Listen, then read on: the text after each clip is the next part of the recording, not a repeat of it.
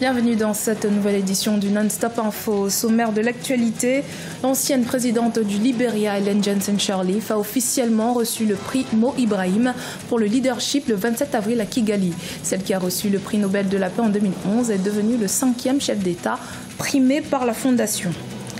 La FinTech était au cœur du séminaire du Club Afrique Développement qui s'est tenu le 26 avril à Abidjan en Côte d'Ivoire. Lors de cette rencontre, l'apport des technologies dans la contribution à la création de valeur ajoutée et la réinvention du monde de la banque et la finance a notamment été mis en exergue.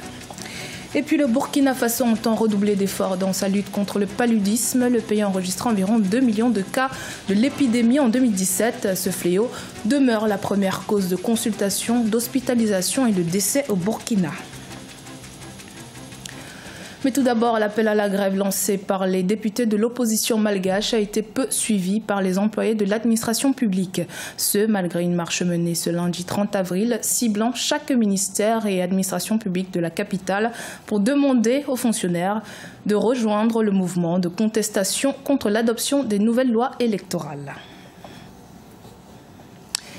Ellen Johnson Sirleaf a officiellement reçu le prix Mo Ibrahim pour le leadership remporté en février 2018, vendredi 27 avril à Kigali au Rwanda. Cette distinction vient récompenser son action à la tête du Libéria qui a permis de redresser le pays après la longue période de guerre civile qu'il a connue. L'ancienne présidente du Libéria devient ainsi le 5e chef d'État primé par la fondation Mo Ibrahim. Ibrahima Djoumaba. Ellen Johnson Sirleaf, une fois de plus dans l'histoire. Après avoir été la première présidente élue en Afrique, mais aussi l'une des rares femmes prix Nobel du continent, Ellen Johnson Sirleaf a officiellement reçu le prix Mo Ibrahim 2017, vendredi 27 avril 2018 à Kigali, la capitale rwandaise. Le prix Mo Ibrahim est conçu pour améliorer la qualité du leadership politique africain. Il faut dire que l'ancienne présidente du Libéria en est le parfait exemple, elle qui a cédé le pouvoir après 2 mandats, comme l'exige la constitution de son pays. Une première transition démocratique pacifique depuis 7 décennies dans un pays longtemps secoué par une guerre civile. It is my hope that women and girls across Africa will be inspired. J'espère que les femmes et les filles à travers l'Afrique seront inspirées à franchir les obstacles, à repousser les limites des possibilités, où il y aura une première, éventuellement une deuxième, et une troisième, et une quatrième. And a third, and a fourth. Ma progression rapide dans les valeurs démocratiques, illustrée par une transition réussie en 2018, reflète la quête de l'Afrique pour la démocratie.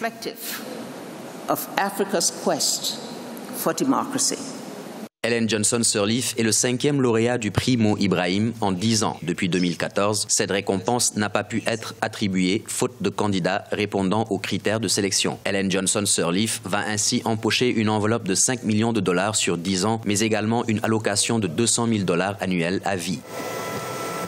Frères et sœurs, c'est merveilleux d'avoir un gagnant cette année. Vous savez que ces dernières années, nous n'avons pas eu de gagnant.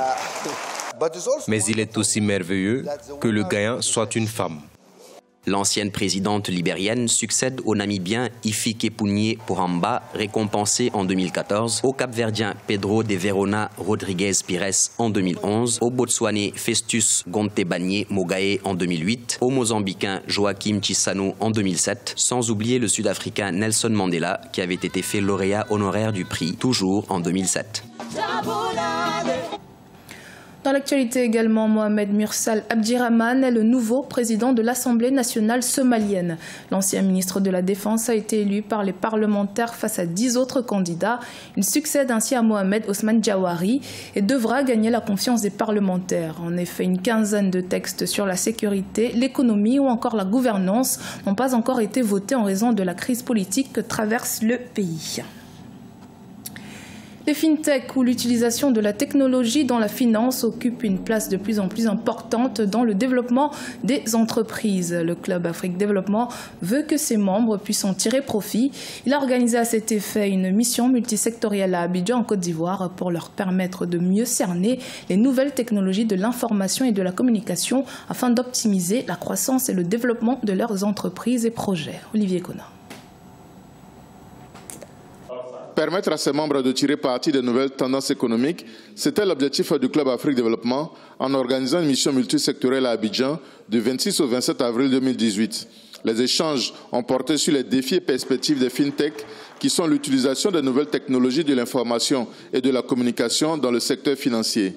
Il faut repenser le modèle de la finance grâce à l'innovation technologique.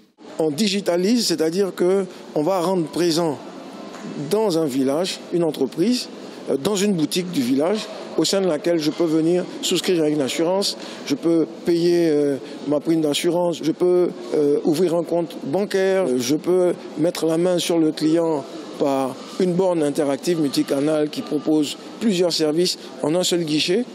On peut accéder aux clients par plusieurs interfaces.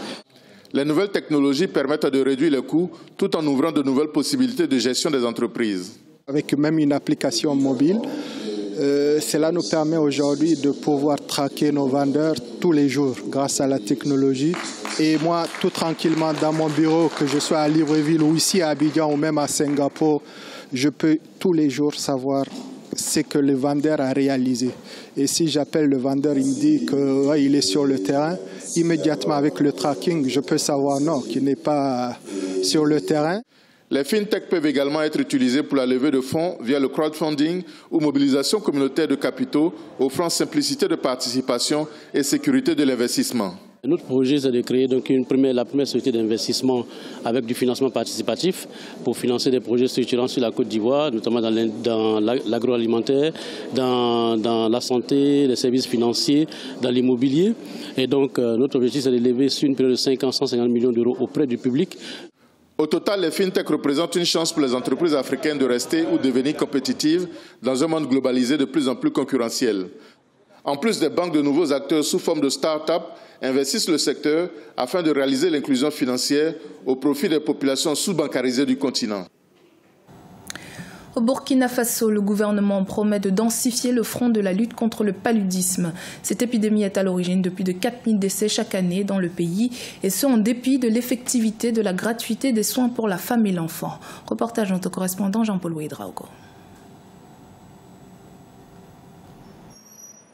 Avec plus de 2 millions de cas recensés en 2017, le paludisme continue de faire des victimes au Burkina Faso.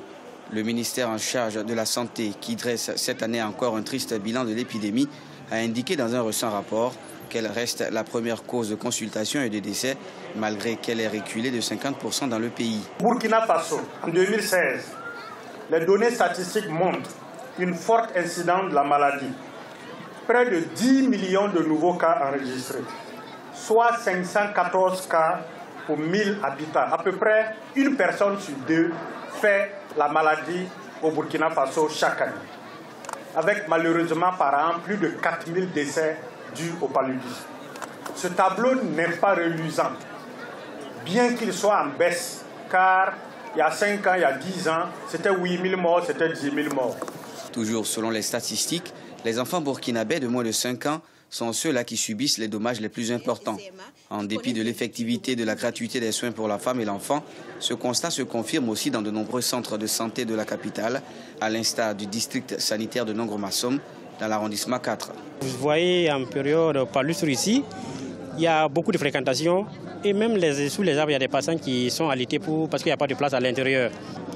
En 2017, on a eu près de 2200 mises en observation.